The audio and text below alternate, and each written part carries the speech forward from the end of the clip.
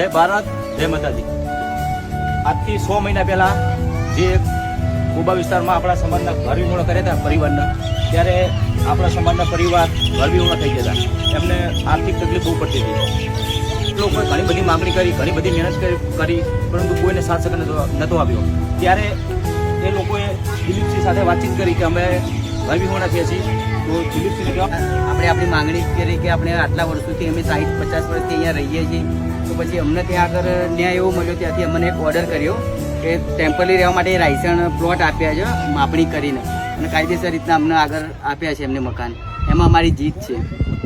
તો મને ઓર્ડર થયો અને એ મુદ્દે આજે રાયસણની અંદર આ લોકોને નાના પ્લોટની માપણી કરીને આપી છે। અને જ્યારે બી ગાંધીનગર મ્યુનિસિપાલિટી કોર્પોરેશન દ્વારા જ્યાં બી આવાસ બનાવવામાં આવશે ત્યાં આગળ આ લોકોને કાયદેસરના મકાન ફાળવશે એવો આપણે ઓર્ડર થયેલો છે। અને આજે સત્યનો વિજય થયો છે। ભારત માતા કી જય।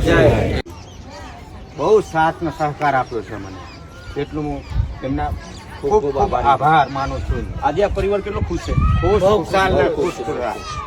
ખુશ છે। દિલીપસિંહનો, પિન્ટુ દાદાનો ખૂબ ખૂબ આભાર। સતત 6 મહિના લડત લડી, હિંમતથી લડત લડી અને લોકોને ઘર અપાયા।